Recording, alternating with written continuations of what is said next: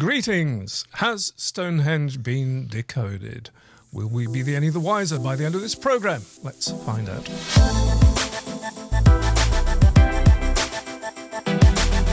Hello there, hope you're doing well as ever. Michael here.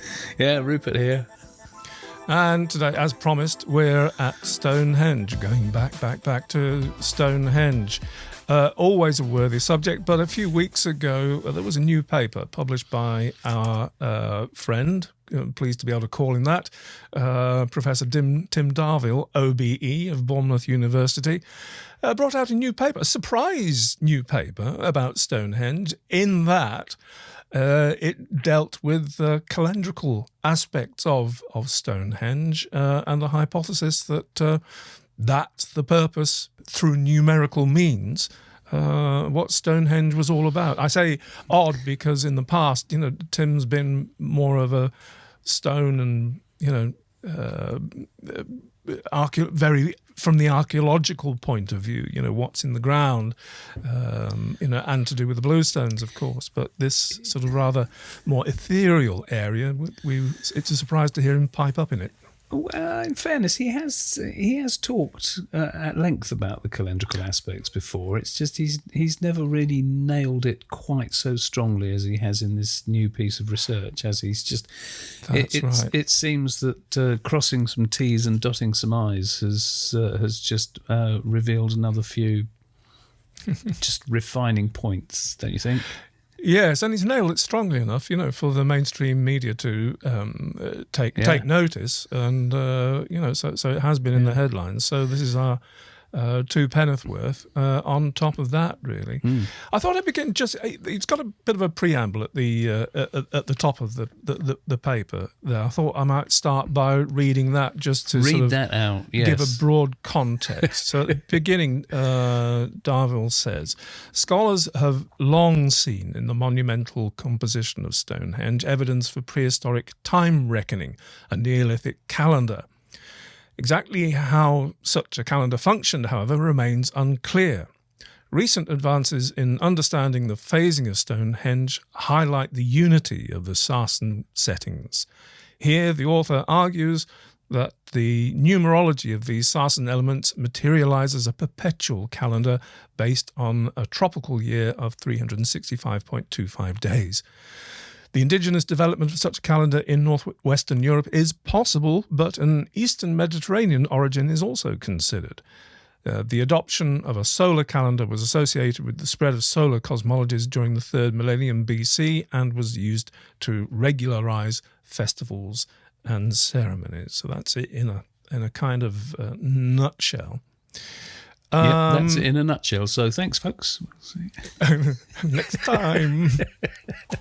No, it is. It's truly fascinating, though, isn't it? Unraveling Stonehenge as a whole. When you look at the numbers, the way he has explained them, and I confess that even though we've been, how many times have we been there?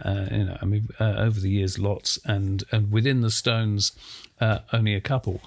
But it's when somebody explains something to you, the way he's gone into depth in this paper, that it gives you a completely different view of what you've seen so many times. It really is quite fascinating. It would be fascinating to get back and see, if it opens our eyes a little bit more. It's always viewing something in a different context.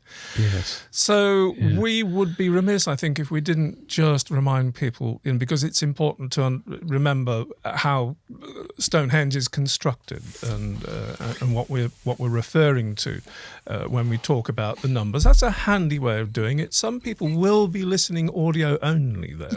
Folks, for those of you listening, I am just rotating in my hand a beautiful model of Stonehenge that my mother gave me quite some years ago. Yeah, beautiful. It is. You do know the provenance of that? She bought it at Stonehenge, I think. Oh, right. Okay. From the gift shop. Probably. Something like, okay. Probably, but she gave it to me about 20 years ago, I think. Yeah. It's a funny thing, though. Even for speaking for myself, having looked at diagrams, having been there, stood in the stones several times, it's actually a very difficult structure to hold in your head as a concept, isn't it? Yeah.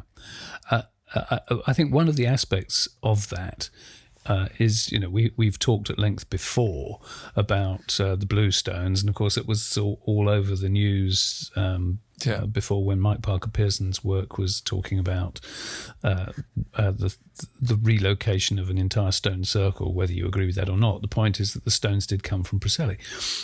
So you've got all these different phases developing the site overall, and of course we go to it today and we see the whole thing. We see however many centuries of work, and we see it all there in one finished piece, and imagine that it always looked like that, which of course it didn't. Mm-hmm. So I think beginning with the outer circle, which is it is the most prominent thing that you see approaching it, for sure. The outer circle, yes. Even though it's not as tall, that ring, as the inner horseshoe. But the outer circle is made up of 30 upright sarsens linked together with the commensurate number of lintels. Now, those are not all in place nowadays, and quite a few of them are actually missing, either down on the ground or missing completely. So although the circle isn't complete now, it is firmly established through the sockets in the missing stones places that it was complete at one point. Yeah. I think that's all we need to say about the outer ring for the moment. The inner horseshoe, the opening end of which points to the north east, and is aligned with the midsummer sunrise pretty precisely, and further on, via the heelstone and some of the outer stones as well, and the back opening, it being made up of sort of 5 groups of 2, making up the 5 trilithons that make up the horseshoe element. The rear sort of aperture, if you like, points directly southwest to the midwinter sunset. Indeed. Yeah. And the other element that needs to be contained is outside the circle and close to the inner ring of or almost on the inner ring of the bank and ditch. 4 what are called station stones. Only 2 of the stones are still there, but the socket holes for the other 2 are there. So their importance with the whole thing. And something that Tim points out in this article particularly is these are the particular elements of Stonehenge that belong in phase 2, i.e. they are contemporary with each other. So the fact that they come together in this, as we'll talk about numerically, makes sense. It's not the problem before with so many interpretations of Stonehenge as being a calendar or even a computer of some way. They've brought in elements that are not contemporary, that are not contemporaneous with each other to bring in, to make something that works together. And you can't do that if they were in the landscape at different times, or were not conceived to get by the same people at the same time to be brought together. So that's what's slightly different about Tim's approach here, is that these main elements, the outer ring, the 30 stones, the 5 trilithons and the 4 station stones, they are contemporaneous with each other, and so conceivably work together. Have I done enough there? Yeah. Well, well said, sir. Well said. It is fascinating when you look at the way the numbers actually pan out, don't you? So you've got the 30 uprights in the outer circle, which are each of the days of the month, and then the station stones. So each month was actually divided into 3 weeks, if you want to call them weeks, but it was each month was divided into 3 periods of 10 days. And the 5 trilithons of the inner horseshoe, they make up the 5. Now, what's the word that they use? I can't remember the damn word. Oh, a particular way, number of a particular sort of day. Yes. Yes. It's the. You can keep talking, and I could look in. Yes, go on. You look it up. Well, so you have. You have continue this, making a fool of this yourself. inner horseshoe. I memorised that word over and over and over. I said it to myself, and I still can't remember it.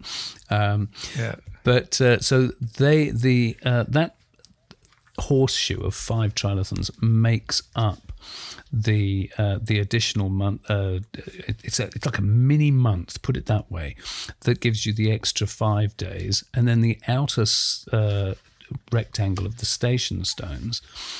Each one of those, each year, you'd move along one of those or round one of those stones that would ultimately bring you to the additional day every 4 years, the leap year.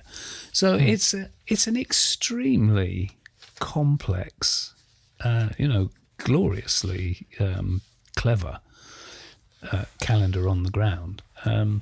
Well, another way of putting it sounds sort of complex, but in actual, it's blindingly simple. You've got it's blindingly 30... simple once it's done. But how many generations did it take? Oh, I see what you mean. Yeah. How many generations did it take to actually figure that out and make it sit there on the ground? That's probably something to sort of think about when we talk about the sources of where it may have come from, whether it was indigenously arrived at or whether it came from further afield. Indeed. But the thing to get clear is we're talking about 12 cycles of 30 to bring us to 360 days. That's 5 short of the 365 that you need. So that counting the trilithons in the horseshoe make that up, count those off. And then every 4 years, of course, you need to make up for the lost day, the 0.25. So you count off using the station stones every 4 years, and then you add another day in every 4 years, every time you complete that cycle.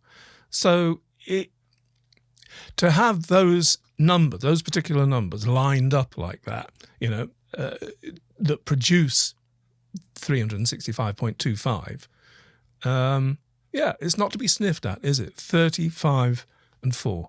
Damn. There we go. Boom, I should say. Sorry, I didn't find out the technical term that you had for the extra 5 days there.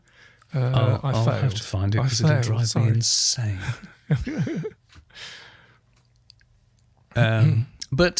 Okay. So you were talking about origins then?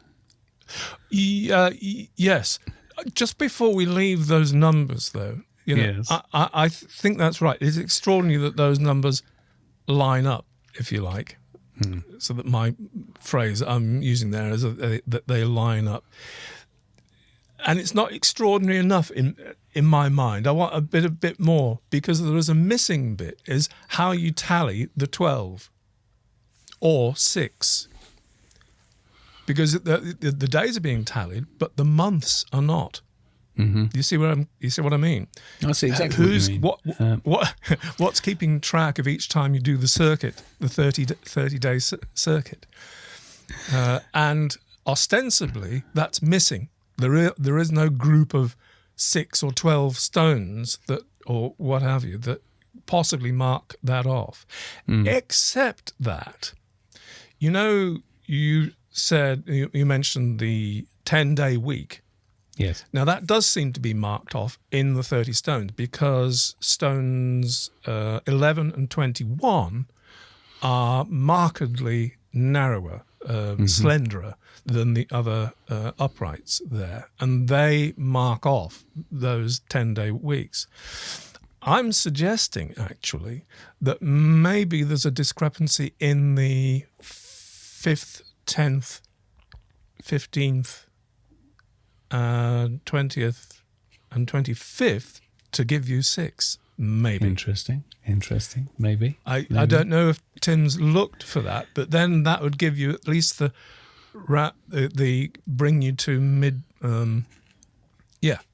You'd only have to be counting off two groups of 6 then to be bringing you around. It's also fair to say, though, and we've said this many times in other contexts as well, but the fact that we do have the missing horizontals or the missing timber or the missing, whatever else was at the site. We shouldn't imagine that how we see it today is how it would have appeared at the time. There might have been all sorts of refining features that are long since eroded away.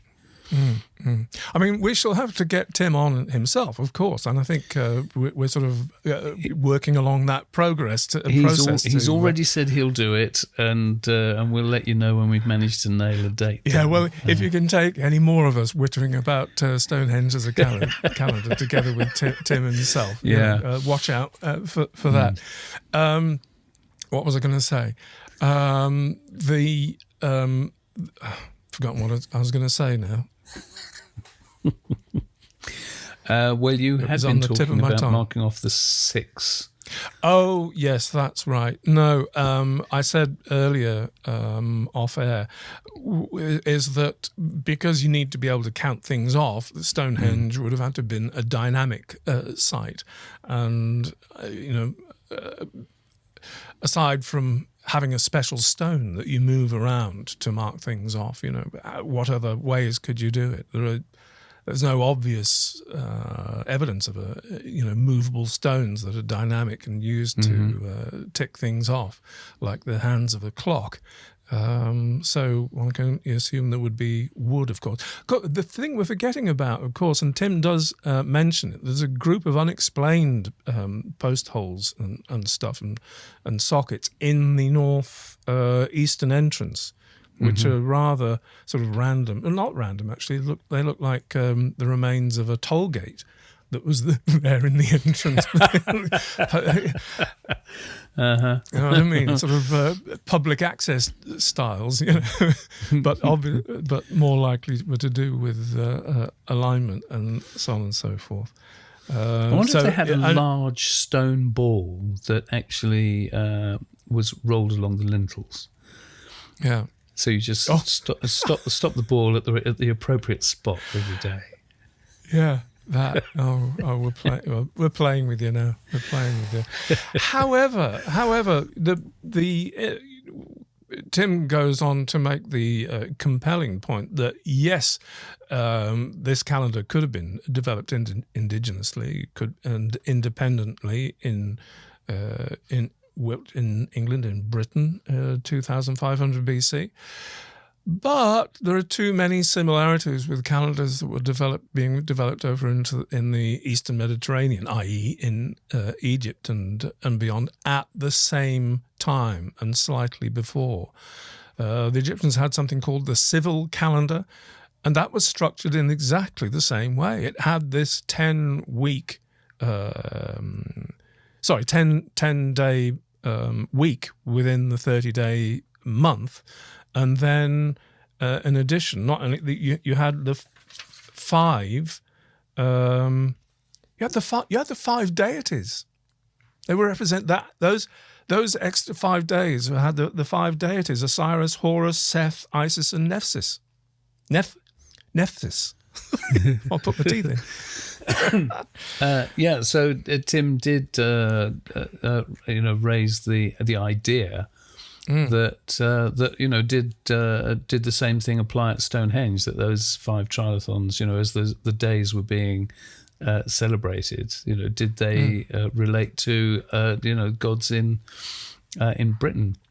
Yeah. So here are the two main questions then. What is the likelihood that it's coincidental that the numerology of Stonehenge points directly at a 365.25 day? And 2, how likely it is that the way that counting system is structured is identical to what they were using in Egypt around about the same time. And all those question marks of, how much fluidity there was as far as travel is concerned and communication, trade, all those things, which not so long ago would have been frowned upon. So no, everything was developed. It was more of a fashion than anything, wasn't it? In archaeology, to talk about isolation, things developing in isolation from one another, as opposed to the dispersion themes of Gordon Childe, where everything evolved and moved from east to west gradually. But now, because of the genetics, we're coming back the other way around again to saying. It is an interesting thing, isn't it? Because you can't dismiss the possibility. As soon as you're talking about something, it's like anything in science. If something is based on observation and repeated observation, and it's something that happens naturally all the time, then you can't avoid the possibility that it could have arisen independently. No, you can't. Absolutely, it could. Equally, as you just said, when we know quite how much exchange and travel was going on, that it does seem very likely. Well, it does to my mind anyway. We know that.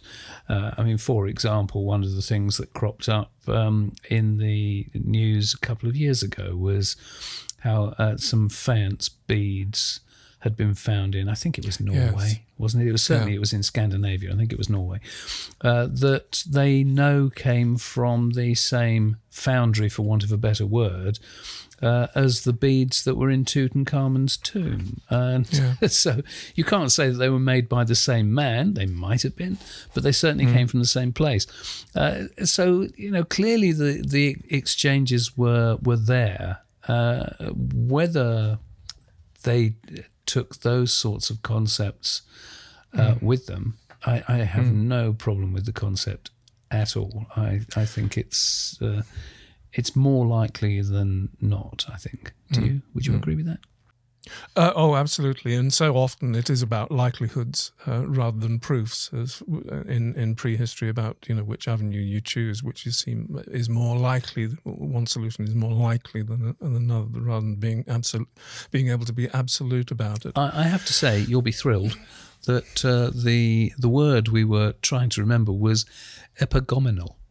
Epigomenal. Or is it was on the tip of my tongue. Or is it epigomenal? Or epigomenal? I'd do a Google search myself. It's also referred to as the Intercalorie month. Oh, that's better. Yes. Yeah, it's basically... So it's just the 5 days. It is the 5 days, yes. Yeah. Nice. Yeah, listen, before we wrap up, we need to touch upon, because one big aspect of it that Tim goes on to get into is the why. Why do it? Why have this enormous calendar on the Wiltshire Plain, or anywhere else for that matter? Because, of course, we can extend this idea of the numerology to other places, I'm sure. But the why, I think it is. We still monumentalize time. We do, in one form or another, and celebrating our relationship with time is quite a big thing. But I think fundamentally, when it is a way. I think what I think is irrelevant. I'm trying to convey to you, what Tim thinks, and the idea. The first thing to dismiss that they needed it to tell when the seasons were happening, and so farmers had to know when to plant and do the right things at the right time of year. And said, no, that's nonsense. Farmers know perfectly well already when it's the right time to do the actual work. What this is about is bringing people to celebrate at the right time, to do, in effect, the harvest festival at the right time to have the right effect. So it's a method of communalizing things, so people can come together at the right time to do whatever it is they were doing. It's an Worship interesting the thing, gods. isn't it? You know that you know, even I say even today. I mean, there's nothing even about it. It's that it's important to humans. You know, we still celebrate New Year's Day or New Year's Eve. You know, as if you know, and that clearly is all the wonderful aspects of we're now moving back into spring and things are getting nice again. But you know, historically, exactly as you're saying, that to have a correlation, because you could be counting off months. You know, anybody could be looking at phases of the moon and saying, you know, I'll see you, you know, on the next full moon. Now, everybody would have that as a marker. But if you're actually talking about a time of the year, then it has to be related to the sun. It can't be related to the moon because there's too many... you know, if you're in Britain and you've got a lot of cloudy weather, then you can't be telling people to keep an eye on the phases of the moon because you might not see it for a month. But and it gives people time to prepare. Once you know certain things are going to happen on a certain day, you know also from the use of a calendar, you know how many days you've got. Or, you know, how many weeks or what have you. Preparation would have been an important part. Travel time would have been an important part. And another aspect of it, and I don't want to really go into it here, but is the possibility of it maintaining a hierarchy, i.e. the people that have this knowledge, this esoteric knowledge about how to count off the days and know when and where the sun is going to rise and set on particular days, and to be able to command, be able to control that aspect of people's lives is something very powerful and would help to keep any elites or hierarchies, such as they may be, in place. Absolutely. Knowledge is power. Always has been. And on that bombshell, I think we shall wind up there. I think we've done fair justice there. If you'll forgive our waffling from time to time. I hope we have. And anything we might have missed out, well, we'll get Tim to explain it in due course. And as Mr. Darvill himself points out, it is a hypothesis. It is not... you know, a claim albeit of an fact. Extremely compelling so one. It is something, as we've done for all of us, to contemplate and mull over and discount or celebrate, as you will. Hope you enjoyed that. Thanks for watching. Thanks for listening. See you next time. Bye-bye.